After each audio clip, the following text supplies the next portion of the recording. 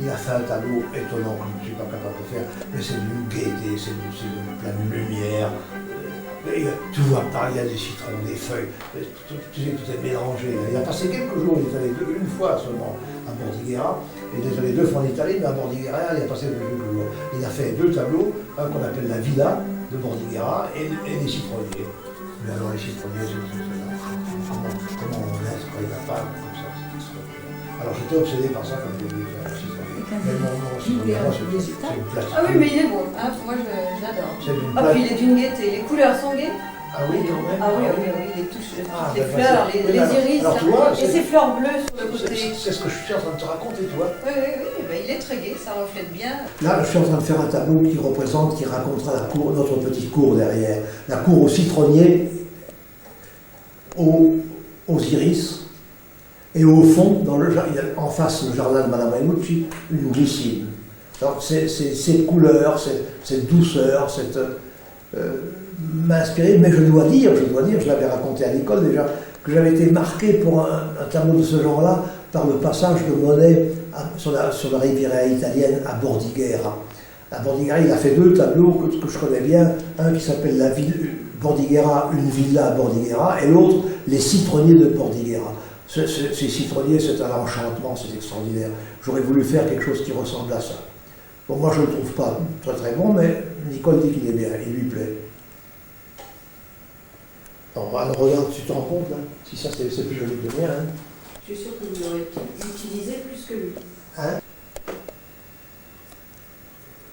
Comme beaucoup de gens de mon âge, naturellement, j'ai la Légion d'honneur, la Croix de guerre et puis beaucoup d'autres hochets, mais je préfère à tout cela, je préfère cette médaille-là qui m'a été donnée, offerte par la Fondation Michel-Ange, quand j'ai eu mon grand prix de peinture de la ville de Bastia. C'est la distinction qui me tient le plus à cœur.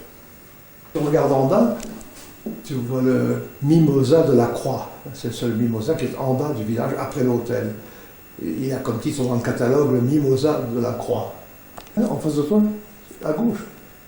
Là, en face de toi. Alors en haut du mimosa, c'est au bas du village, la laiterie abandonnée. C'était une vieille laiterie qui est abandonnée depuis longtemps maintenant. Et au fond, en haut, on voit l'église de Muro.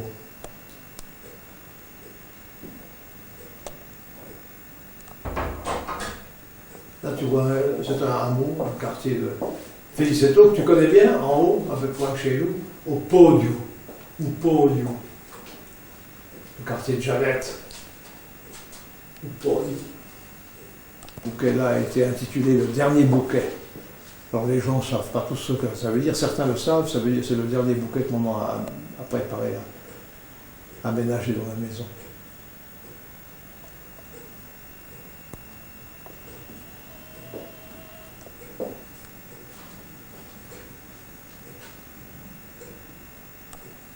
Alors là, tu reconnais sûrement la place de l'église de Muro.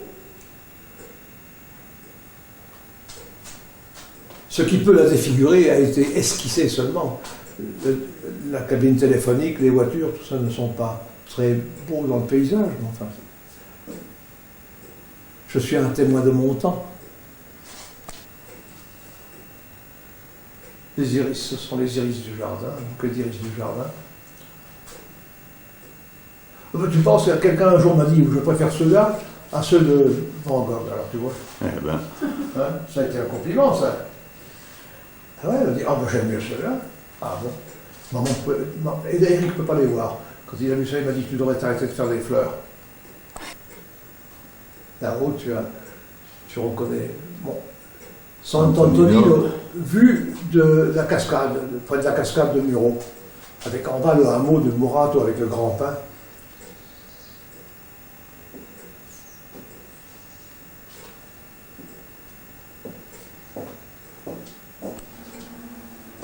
En bas, tu as, comme tout à l'heure, le quartier de Poggio, mais on voit au premier plan un peu la maison de Madame Renucci. C'est ce qu'on voit de notre jardin en haut, c'est pour ça que j'ai fait ça. C'est la vue de notre jardin.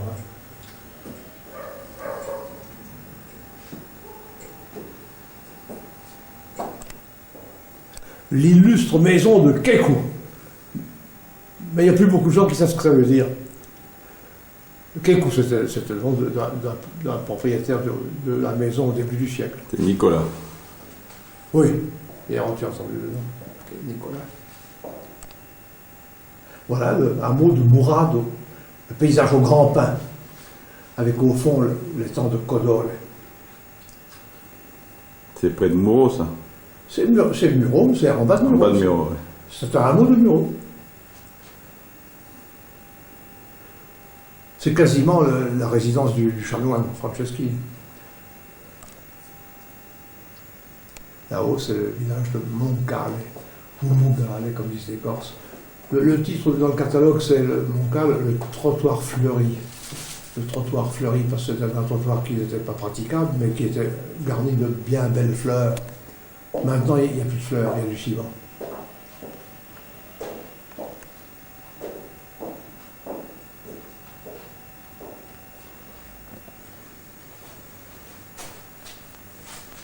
Ça, c'est un paysage de printemps à Catiri. C'est sur la route de Calvi, on passe devant toujours. C'est l'église de Catiri et surtout le verger en fleurs au premier plan. Catiri au printemps.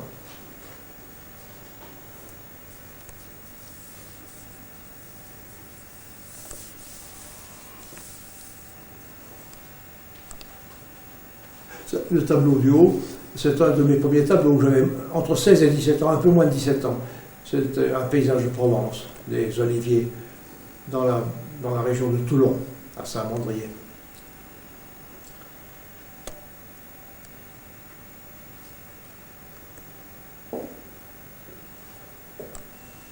En bas, tu vois l'église de la Bessa.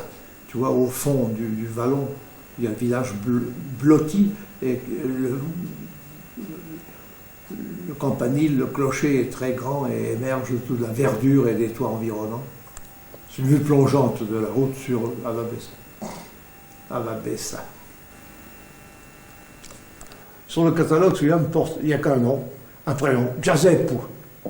C'est un ami, Joseph Guérini. Mais je l'ai pris sur le vif, quoi. Avec une petite intention humoristique, parce qu'au fond, il y a un Bacchus que les enfants m'avaient rapporté d'Italie, un Bacchus qui a un rire sardonique, qui contraste avec le visage de Joseph.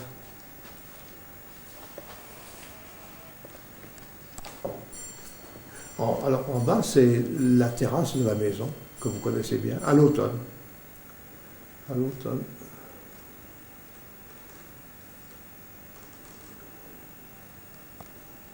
Là, c'est le plus triste. En haut, le tableau en question, que tu voulais pas que je présente. L'incendie, un incendie quasiment historique, quoi, de Balagne. En 1987, Montegrosso, toute la région a été envahie par les flammes. Les villages ont été menacés de destruction. Alors c'est une vue de l'incendie autour de Montemaggiore.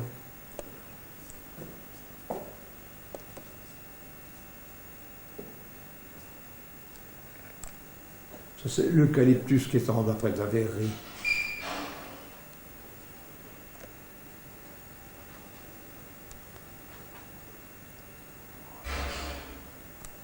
Un autre hameau du village de Filigem, un hameau qu'on appelle Ubinu. Ubinu.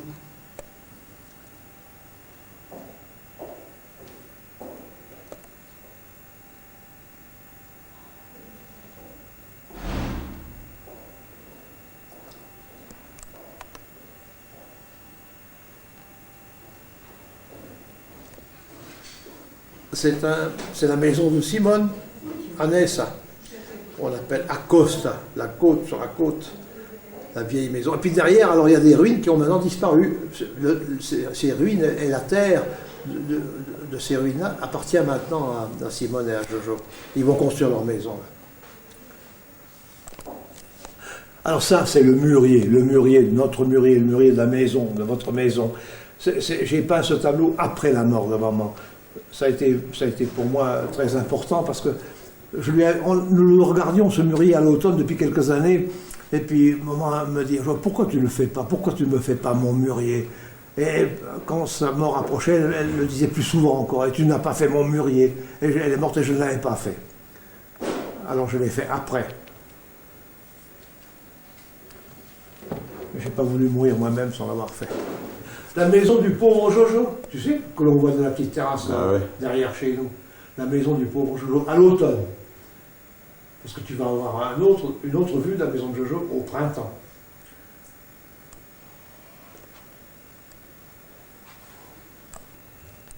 Alors ça, c'est un tableau qui est très apprécié, que moi-même j'aime bien, je trouve qu'il est assez bien réussi. C'est ici au village, la montagne éclairée par le soleil couchant. Et au moment au soleil couchant, cette montagne prend des couleurs très mobiles qui vont du violet foncé au rose pâle. Et c'est un de ces instants-là que j'ai voulu fixer parce que cette couleur m'enchante. Je trouve que c'est très beau. C'est au printemps, la montagne au soleil couchant.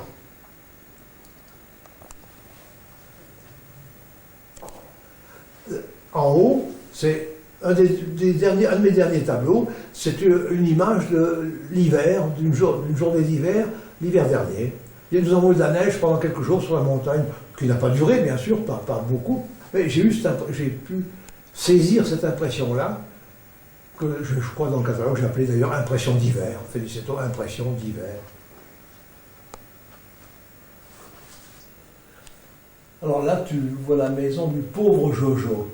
Hein, tu vois, c'est ce qu'on voit de la petite terrasse là derrière. Et cette fois-ci, tu en as pris une autre vue de la maison du pauvre Jojo à l'automne. Et ça, évidemment, tu vois, ça c'est au printemps. Les arbres, les pruniers, les tsukitelles en fleurs au premier plan. Alors ça, c'est la composition, sur le catalogue, c'est intitulé la composition camélia. Alors bon, c'était le premier camélia de la saison. Et j'ai placé à côté un petit amour ailé que maman, en biscuit, que maman avait dans sa chambre, et un jade de Chine que nous avions aussi, pour faire un petit groupe, une petite composition. Celui-là figure au catalogue sous le titre Santa Reparat au printemps. C'est la montée à Santa Reparat, avec les amandiers en fleurs, où ils sont les amandiers en fleurs, les pêchers, et à gauche les oliviers. Le vieux village, on dirait un peu une casbah.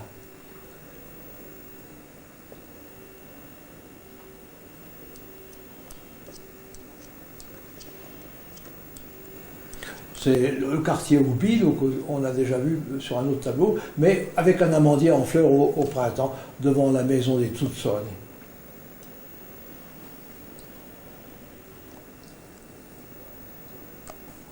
En bas, éclairé là sur le portoir, c'est un des tout premiers tableaux que j'ai fait ici, intitulé La maison abandonnée. C'est une maison qui est vraiment abandonnée et maintenant, il y a longtemps que je l'ai peinte et maintenant elle s'effondre complètement, elle est perdue dans la nature, dans la végétation.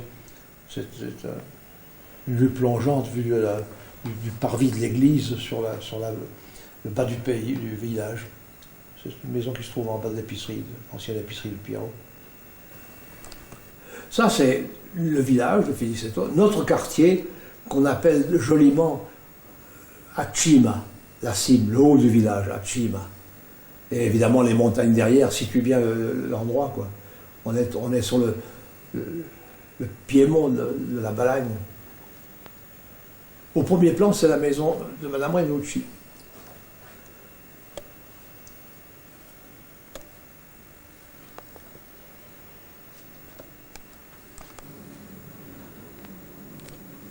Là, c'est une importante procession. C'est à Calanza, la procession de Sainte Restitute. On l'appelle aussi la procession aux flambeaux. Et les flambeaux sur le tableau se devinent là-bas au fond. La foule au flambeau est au fond. Mais j'ai pris le premier plan avec la confrérie qui porte la châsse de Sainte Restitute. Et une statue de Sainte Restitute. La châsse devant et la statue derrière. Les 5 tableaux que tu aperçois racontent le vendredi saint, la veillée du vendredi saint à Muro. Et le tableau du haut est la réunion à l'église avant la procession. Cette réunion à l'église est très, très émouvante. Elle réunit à l'autel tous les confrères. La confrérie s'appelle là-bas la confrérie de la Sainte-Croix. Alors ces confrères de Sainte-Croix se réunissent là pour prendre les objets de la procession, les objets saints de la procession, le Christ gisant, la Vierge endeuillée. Et quand ce rassemblement est fait, que tout est préparé, on sort de l'église, on fait le tour du village en procession, et ensuite on se réunit sur la place de l'église, devant l'église, pour procéder à ce qu'on appelle Agranidula. Et cette Agranidula sera décrite par les 4 tableaux suivants. Où l'on voit, en haut à gauche, la mise en place de l'espèce de chorégraphie liturgique qui consiste à s'enrouler autour du chef de la confrérie avec les éléments, les objets du culte, et surtout avec le pénitent revêtu d'une pèlerine rouge et qui marche là pieds nus avec une chaîne aux pieds et qui suit l'enroulement et le déroulement de la granidula. Aussi on dit girandula, qui indique bien le mouvement d'enroulement et de déroulement. En haut à droite, on voit le passage du Christ gisant, et puis quand la cérémonie est terminée, qui consiste à faire l'enroulement et le déroulement 3 fois de suite, quand tout ceci est terminé, les objets du culte sont rendus à l'église, et les confrères ont terminé leur tâche, ils quittent l'église, en bas dans le petit tableau de droite, ils quittent l'église pour se rendre à leur confrérie, où ils vont se remettre en civil. Alors ça, c'est une des phases de la granidula, de la girandula. J'ai fixé là le passage du pénitent. Il y a dans la population locale quelqu'un que l'on ne connaît pas en principe et qui veut racheter ses fautes et expier quelque chose. Alors il va marcher, il va suivre toute la cérémonie, la procession et la girandula en pieds nus avec une chaîne aux pieds, il a les pieds en sang. Et il est fouetté par celui qui le suit derrière, qui lui donne des coups de fouet. Et il porte naturellement la croix, on l'appelle aussi le porte-croix. Il porte une lourde croix.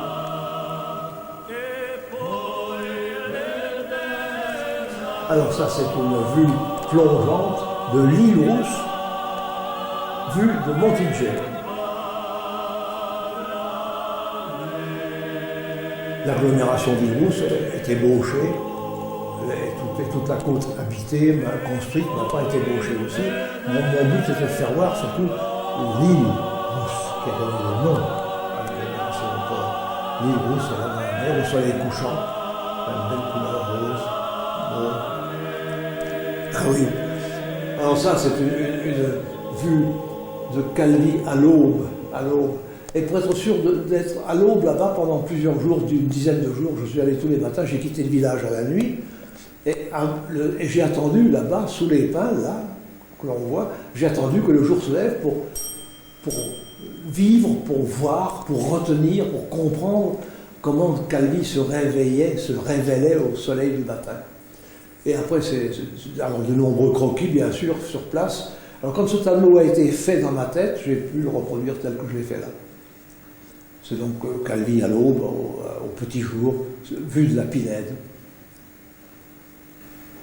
Alors là, ça c'est le tableau préféré d'Éric. C'est une vue de San... Et de moi. Et de toi aussi. Bon, alors une vue de Sant'Antonino, vue du petit pont en bas quand vous passez après le vignoble, à un endroit qu'on appelle le Moulin des Deux Portes, quand vous allez à Hydrous, sur la route de Filigène à Hydrous. C'est au matin, un paysage du matin, assez tôt le matin, une vue de Sant'Antonino.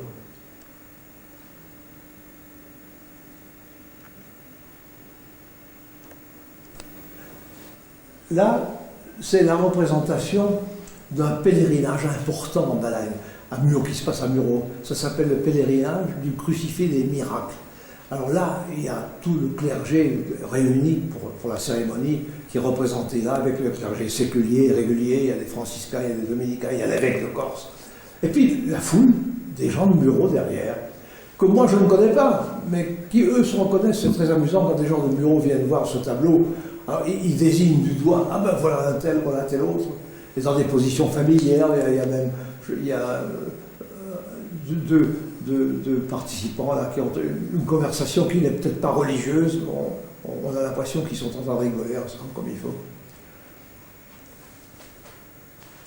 Le petit enfant de cœur, lui, il est distrait par le paysage.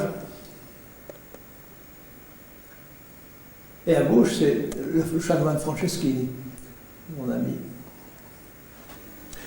Ça, c'est la représentation du meilleur chœur polyphonique corse actuellement. Ce chœur polyphonique est un groupe qui s'appelle Aviletta, la Fougère. Avec maman et Zizi, nous étions allés assister à une de leurs soirées au couvent franciscain d'Hydrous. Donc, ce que l'on voit, c'est l'intérieur, le cœur du couvent franciscain de l'Hydrous, qui est actuellement laïcisé, les franciscains l'ont abandonné et laissé à la disposition de la municipalité d'Hydrous.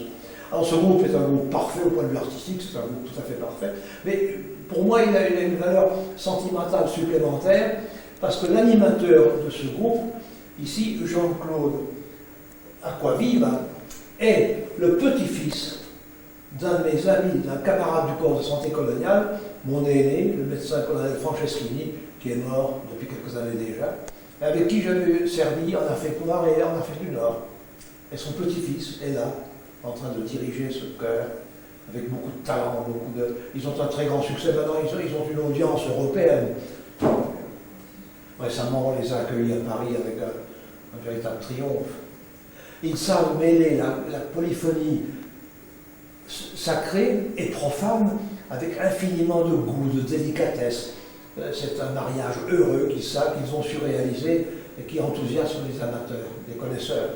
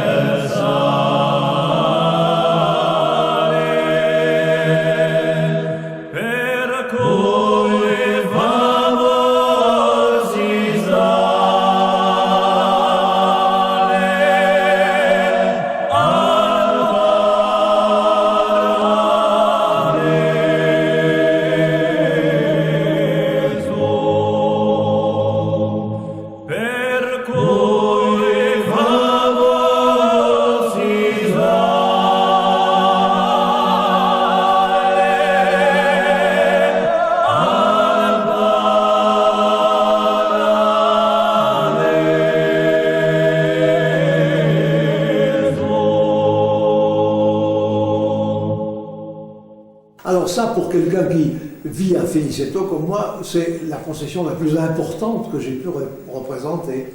C'est au début de notre arrivée ici, dans les premières années de notre arrivée ici, une procession de Saint-Roch, le 16 août. La Saint-Roch, c'est la grande fête du village, c'est la grande fête religieuse du village, qui rassemble toute la population, et même des environs. à Saint-Roch est la plus grande fête ici de la région. Et là, il y a tous des personnages que, au premier plan, j'ai mis naturellement des gens que je connaissais, que je pouvais représenter parce que je les connaissais personnellement. Mais il y a environ 250 personnes dans ce tableau, dans cette foule. Qui c'est celui du milieu? Alors au milieu, c'est François Orliac, que j'ai connu, qui est mort maintenant. À sa gauche, à l'extrême droite par conséquent, penché un peu en avant, il y a un personnage du village aussi, que je ne vois plus depuis quelques années, mais qui est toujours vivant, paraît-il, qui a vieilli. Le capitaine, on l'appelle le capitaine Pinsoudi, c'était une personnalité importante. Puis derrière, il y a Joseph Ambrosini de l'Auberge, le Charles de Marie de Mimi, avec autour de François Orliac, il y a ses deux fils. Puis entre le personnage d'extrême gauche et François Orliac, on aperçoit un visage de vieillard tourné qui regarde vers sa gauche. C'est un vieux monsieur qui est mort également maintenant, qui était le père de Nicole, la femme de Clément Leca. Et puis alors plus loin, dans toutes ces silhouettes que moi je ne distingue pas, les gens, eux, se reconnaissent. Et un jour, quelqu'un qui a regardé le tableau dit « Ah mais voilà Clément, c'est un personnage du fond là-bas, qu'il est impossible d'identifier quand on ne le connaît pas. » Mais sa silhouette suffisait à l'identifier pour ceux qui le connaissaient. C'est vrai qu'il a une posture particulière, il a un bras un peu tordu, et alors cette position du bras permettait de l'identifier. C'est amusant parce que les gens se reconnaissent comme ça. C'est un pastel auquel maman tenait beaucoup. J'ai représenté là un souvenir qu'elle me racontait, un vieux souvenir qu'elle me racontait et qui datait de ton père. Ils étaient partis tous les deux dans le sud d'Agadir, en terrain d'insécurité d'ailleurs. Ton père allait faire une inspection pour son travail, sur des chantiers probablement. Il avait un événement, et puis ils se sont perdus dans le brouillard, un brouillard inhabituel, intense, les a enfermés, égarés, et ils étaient dans une certaine inquiétude, en se demandant où ils étaient. Ils essayaient de deviner une piste, un chemin. Et dans leur désarroi, ils ont tout d'un coup été rassurés quand ils ont vu apparaître le juif sur son âne. Alors ils étaient sur une voie possible, et à partir de ce moment-là, naturellement, ils ont été rassurés, ils ont pu s'en dépêtrer. Mais c'était un moment, m'avait raconté que c'était assez angoissant. Et puis elle m'a raconté ça plusieurs fois, et puis j'ai fait ça il y a peu d'années, quoi. Ce tableau, d'ailleurs, a été distingué, ici en Corse, quand je l'ai exposé à la Fondation Michel-Ange, il a obtenu le Grand Prix de peinture de la ville de Bastia. Ceci est un autre pastel encore que j'ai fait quand nous étions en Ile-de-France. Sur la route de Melun à Montreux, un jour d'hiver, je circulais là, il faisait un froid glacial et tout était glacé, gelé, du givre, un paysage d'hiver, triste, lugubre. Alors, à un endroit d'une mare glacée, je me suis arrêté, j'ai fait un croquis, j'ai fait ça, et je l'ai fait dans la journée, aussitôt, je pourrais dire sur le vif, quoi. Ça m'avait frappé, cette image m'avait frappé, et on devrait distinguer vaguement un toit rouge d'une ferme derrière les saules. Mais c'était un paysage fantastique, c'était étonnant, absolument étonnant. J'ai essayé de le rendre comme ça avec un pastel rapide. Là, tu prends un petit pastel qui, pour nous tous, est un souvenir évidemment très important, très émouvant. C'est quand nous étions à Fontaine-le-Port, à l'époque où nous étions plusieurs, il y avait ce verger en fleurs, ces vieux pommiers en fleurs, et en bas, en rouge, c'est la silhouette de ton frère, Lionel.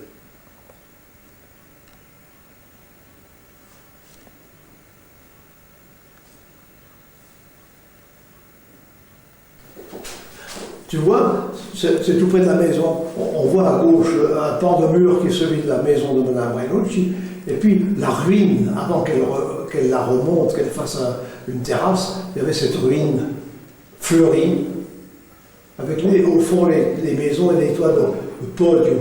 Alors j'ai peint ça. Le pan blanc à droite, c'est le pan de la maison Usel. Enfin, c'est coloré, j'ai voulu faire un petit paysage coloré.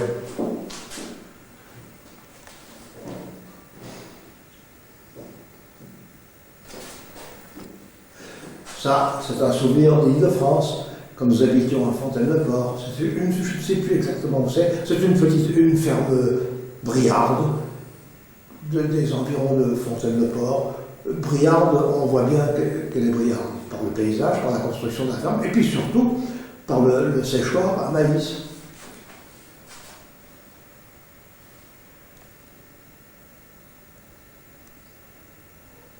Alors là, tu as deux tableaux de Villa di Parazzo, deux vues de Villa di Parazzo. En haut, une vue qui n'était pas familière, parce que c'est la route, quand on part de Villa di Parazzo pour aller à Hydro, c'est une route que vous ne prenez pas, vous n'avez pas l'occasion de prendre, c'est une propriété, là, qui m'a intéressé parce que c'est un paysage aux plaques miniers. En bas à droite, près de la porte jaune, il y a au-dessus de la porte des plaques mines, des kakis. Et alors, il n'y avait pas. L'intérêt de ce tableau, c'est la construction, parce que la construction en étage, les jardins en étage, les vieux murs, tout ça, c'est une bonne description de la Balagne aujourd'hui. Le cyprès à gauche complétait la construction, avec le champ d'olivier à droite. C'était une construction agréable, je l'ai fait avec plaisir ce tableau. C'était pour la construction. Et en bas, c'est aussi toujours là, un paysage que tu connais bien, puisque tu as un tableau qui ressemble à celui-là. Et celui-là, c'est intitulé Villa di Parazzo, paysage au mimosa. À droite, il y a un mimosa en fleurs. Et puis au fond, toujours le même paysage, la chapelle, le cimetière, les chapelles, etc.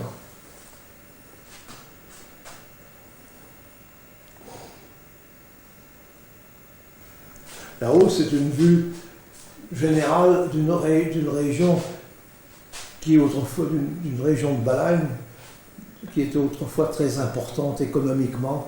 On l'appelait la Conca d'Or, la Conque d'Or, parce que là c'était le pays des cultures riches, des agrumes, et en particulier des cédras, qui ont fait la réputation de cette région et de la Corse pendant longtemps. Alors il y a tous les villages que vous connaissez de cette région. Alors, du premier plan jusqu'au fond, on voit d'abord Cateri, après on voit Aregno, et puis plus loin, au fond, on devine Pigna et Corbara. Et au loin, la mer, et le rivage maritime et la mer. C'était une vue prise à l'automne, bien sûr. Ça, je l'ai appelé le paysage au pin, parce que ce sont les trois pins qui sont en bas du pont de la cascade de Muro. J'aime bien ces pins, j'aime bien cette construction-là du premier plan. Et puis en plus, au fond, on voit la montagne de Sant'Antonino à la fin de la journée, au soleil couchant. Alors on voit que la montagne, on devine l'agglomération de Sant'Antonino, mais tout ceci, le but c'était les trois pins. L'image intéressante pour moi, c'était les trois pins.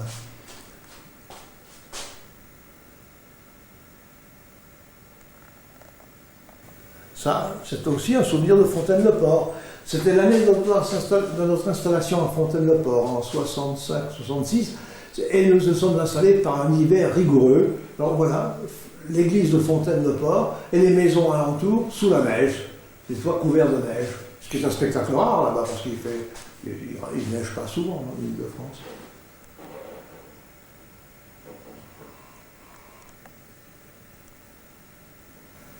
Ça, c'est le premier tableau de ma carrière. C'est la première fois que je peignais à l'huile avec une boîte que m'avait offert ma mère. C'était mon essai, mon premier essai de peinture. À ce moment-là, j'étais au lycée, j'étais jeune au lycée, j'avais 13 ans et demi, 14 ans, et j'avais voulu représenter, illustrer une légende du Rhin. Je faisais de l'allemand en langue vivante, et les légendes du Rhin sont très pittoresques, très belles. Les Nibelungen, tout ça. Et là, c'était un poème qui s'appelle l'épée de Siegfried. Siegfried forgeait lui-même son épée de la victoire. Alors j'ai représenté Siegfried forgeant son épée. J'ai dû représenter un forgeron, simplement, sans doute, je pense.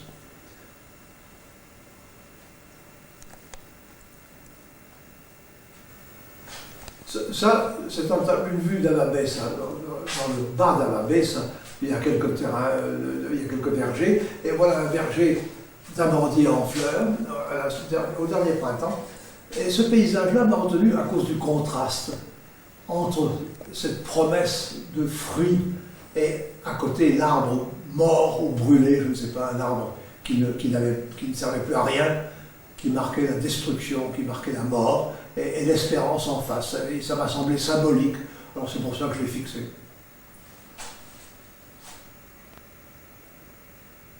promesse. D'un côté la promesse et de l'autre la fin.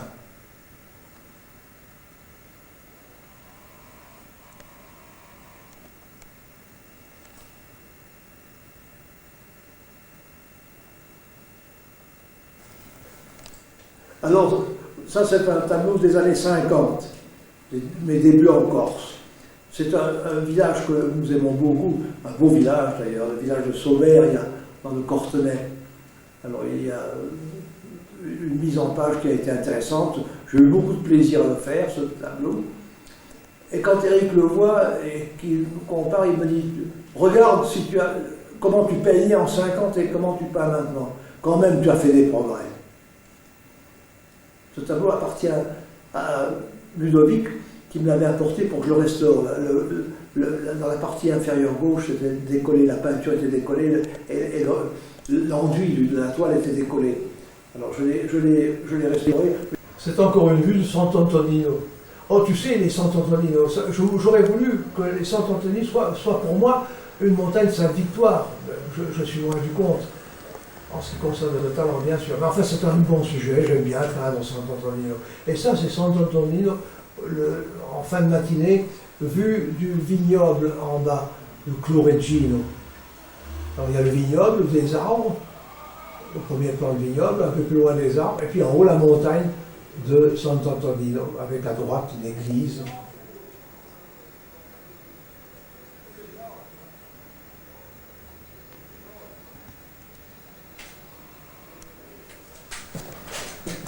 C'est à Monticello, la maison Malaspina, le Palazzo Malaspina, comme on dit ici. Une maison illustre, historique, puisque l'impératrice Eugénie y aurait passé quelques nuits.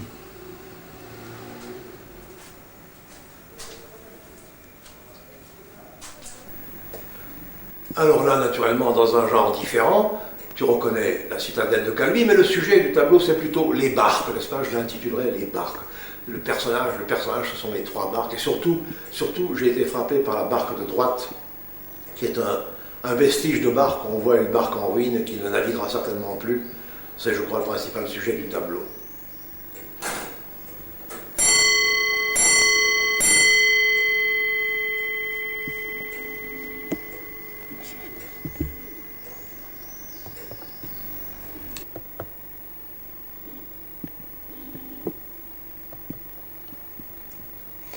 Alors, pour valoriser quand même ma décoration, je ne me suis pas contenté, je ne me suis pas limité à mettre des tableaux à moi qui sont médiocres pour beaucoup d'entre eux. Mais celui-là est un tableau d'un grand maître de l'aquarelle française. C'est le maître Montagnier, un membre de l'Institut, qui a fait des aquarelles merveilleuses, surtout des aquarelles d'intérieur. Et celui-là, c'est l'intérieur du château de Barbentane. C'est une des plus belles aquarelles de Montagnier. Il s'agit de Merio Ameglio, qui est un peintre italien, dit de l'école de Paris, qui est mort il y a quelques années, et qui est un peintre très, très apprécié, très hautement coté au Bénézite. Ça représente la place Saint-Augustin, à droite le cercle des officiers. C'est à mon goût, un très beau tableau, et j'aimerais peindre comme ça. Alors là, nous revenons à une scène de la vie religieuse en Balagne. C'est ce thème dont je parlais tout à l'heure. Et ceci est important, car le personnage principal, le père Paul de Léon, un des plus vieux franciscains de Balagne, était là à la tête de son dernier pèlerinage de Saint-Antoine. Il est mort quelques mois plus tard. C'était un personnage considérable, c'était un franciscain d'une érudition énorme, qui était consulté par les gens instruits, par les gens curieux. C'est un grand personnage qui a laissé un souvenir très important ici en Balagne. Et puis devant, tu dois reconnaître, devant l'abbé Agostini, qui fut notre curé ici, et qui est maintenant à la retraite, qui vit à Lumio, mais que nous voyons de temps en temps. Alors le père Paul de Léon et l'abbé Agostini, avec à l'extrême gauche, partiellement caché, un frère laid, franciscain, qui conduisait la procession donc de Saint-Antoine, et tu vois Saint-Antoine là. Ce tableau, pour moi, a été un encouragement à peindre, à continuer à peindre, parce qu'il a obtenu, à l'exposition de printemps à Saint-Laurent-du-Var cette année, il a obtenu un prix et une coupe, la coupe du syndicat d'initiative. Et ce tableau doit être prochainement exposé encore à la Fondation Michel-Ange, à Poggio di Venaco. Ce tableau-là, mais moi j'y tiens. Il n'est peut-être pas meilleur que les autres, mais pour moi c'est un souvenir important parce que c'est ce tableau-là qui représente un paysage dont tu te souviens sans doute quand même, bien que tu fus jeune à l'époque, c'est Saint-Jean-de-Fédala, un vignoble entre Casa et Rabat. Saint-Jean-de-Fédala à l'automne. Et ce petit tableau a reçu un accueil favorable du comité de sélection des artistes indépendants qui m'a permis d'adhérer à cette association au Maroc et d'y exposer en 1952 et en 1953. J'ai donc fait, grâce à ce petit tableau, partie des artistes indépendants. Ça a été pour moi un très grand honneur et puis ça a été aussi pour moi un moyen de peindre mieux, plus et de m'appliquer davantage. C'était un encouragement au départ d'une carrière qui était évidemment un peu hasardeuse et puis accessoire. J'avais mon autre métier à faire. Mais ce tableau-là, par la suite aussi, a été apprécié par d'autres critiques, par d'autres amateurs. C'est un bon petit tableau, quoi. Mais c'est surtout un souvenir pour nous, voilà.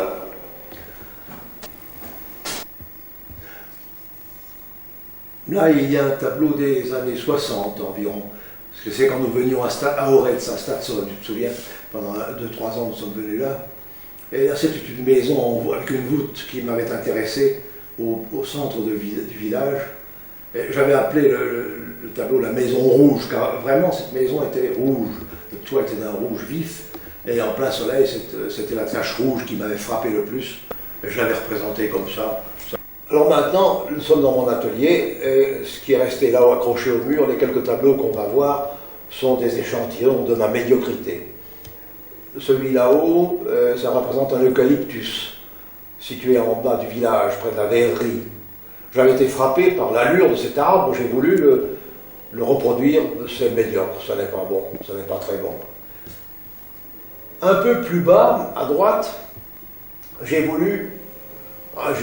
voulu que Sant'Antonino, qui est un paysage extraordinaire, devint pour moi une sorte de montagne Sainte-Victoire, parce que la Sainte-Victoire avait été pour Cézanne. Je n'en suis pas encore là. Alors ça, c'est un Sant'Antonino qui est vu du côté d'Aregno, par l'ouest par conséquent. Ça n'est pas bon, je le garde quand même. Un peu plus bas, c'est une vue de Speloncat. Un Speloncat inattendu peut-être. Je ne pense pas avoir été un bon interprète du village qui mérite beaucoup mieux que ça. Beaucoup mieux que ça.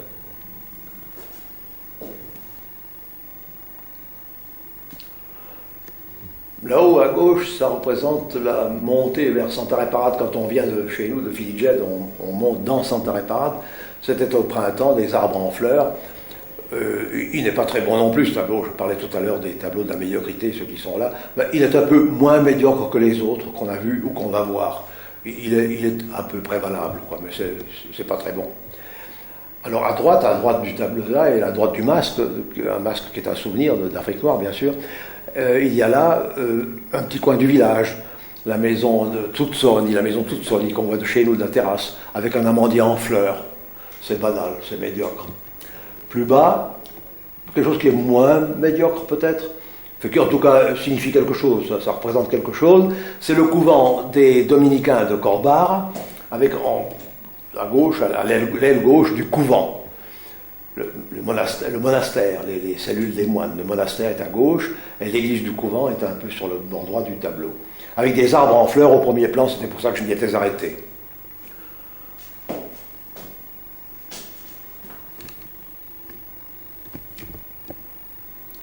Alors là, nous revenons à plus de 30 ans, presque 35 ans en arrière. Tu te souviens de Dakar? Alors ce tableau représente une plage, laquelle? Tu connais la plage? Laquelle? Hein? Yoff, la plage de Yoff. Tu la connais mieux que moi. Alors ce tableau, bon, c'est un souvenir de notre vie heureuse, une tranche de vie heureuse à Dakar, tous ensemble là. Et puis c'est un autre souvenir personnel de peintre alors, parce que ce tableau avait eu un certain succès à une exposition. Nous avions organisé, le médecin général Saner, moi-même et quelques camarades, nous avions organisé un salon dit des peintres artistes, des médecins, peintres et sculpteurs. Exposition des médecins, peintres et sculpteurs. car il y avait donc parmi nous des peintres et des sculpteurs. C'est une exposition qui a eu un certain succès, et il y a eu de très bonnes choses représentées là. Et parmi les tableaux, j'avais présenté une douzaine de tableaux représentant le Sénégal, la Corse, la France, et celui-là avait eu un certain succès chez les gens de Dakar.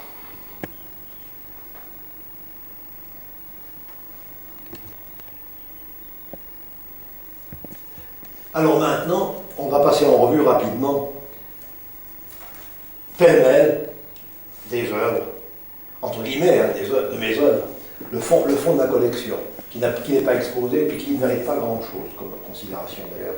Alors pêle-mêle, c'est dans un désordre total que je vais les présenter. Ça, bon, le hasard veut que je te présente là un paysage de la région parisienne, près de Melun, un patelin qui s'appelle Fouju. Ce Fouju est un paysage sinistre, à mon souvenir, et je pense avoir représenté un paysage sinistre d'hiver, dans un patelin complètement abandonné de cinéma, pas un être vivant, des maisons délabrées, il y a quelques résidences secondaires peut-être, mais enfin, c'est la tristesse. Pour moi, ça a été une impression de tristesse énorme qui m'a frappé et que j'ai rendu de cette façon-là. À Fontaine-le-Port, l'église, quelques maisons du village. Une autre vue de Fontaine-le-Port en hiver.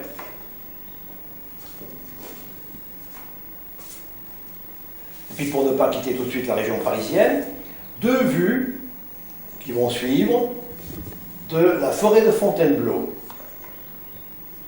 C'est le même coin que je vais montrer encore, mais traité de façon différente. Deux vues de la forêt de Fontainebleau. Et enfin, je reviens en Corse pour y finir ma carrière. Voici une esquisse qui servira à un tableau, le toit rouge, le paysage de toit rouge, ça s'appellera. Et puis ça, c'est une esquisse qui m'a servi déjà à des tableaux que j'ai faits, que j'en ferai peut-être. C'est l'église du village, avec quelques maisons, avec le quartier qu'on appelle Stamboulac. Alors, tu vois, voilà un souvenir encore de notre séjour dans la région melunaise. Tu reconnais peut-être, c'est Civry-Courtry. Civry-Courtry. Le grenier à maïs à Civry-Courtry. Ce tableau a été très apprécié des connaisseurs. Il paraît qu'il est bon. Moi, je veux bien.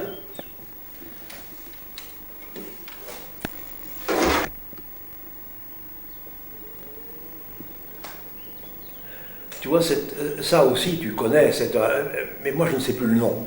C'est à côté de Fontaine-le-Port, de notre propriété de Fontaine-le-Port, en allant vers Civry-Courtry, il y avait une ferme, là, dont j'ai oublié le nom. Avec ce grenier à maïs, là, ça m'avait frappé. Et c'est un tableau qui a été considéré comme pas mauvais non plus. Et maintenant, je vais te faire voir un autre tableau que j'aime bien, moi, qui est que toi aussi tu aimes bien, tu l'as peut-être oublié, mais il va te revenir tout de suite. Ça, c'est à Châtillon-la-Borde, un pré de Châtillon-la-Borde, un pré avec de l'eau. C'était humide, c'était en plein hiver. Il y avait de l'eau, des mares, de l'eau, un mélange d'eau et d'herbe. À Châtillon-la-Borde. Il paraît que c'est pas mauvais, ça. Mais enfin, tu vois, je ne savais plus que je l'avais. Je ne me rappelais même pas l'avoir fait. Bon, tu connais Châtillon-la-Borde. C'est un paysage d'hiver, un paysage triste d'hiver de Châtillon-la-Borde. Et puis là, maintenant, je vais te présenter quelque chose de ta jeunesse, un souvenir de ta jeunesse. Enfa, la colline d'Enfa, à Casablanca. C'est un tableau qui avait été apprécié là-bas aussi, chez les indépendants. Puis alors, comme on l'a vu garder longtemps, on l'a sorti de son cadre pour mettre autre chose à la place. Et puis voilà maintenant quelque chose que j'avais oublié, dont je voudrais faire un tableau. Ça m'avait frappé.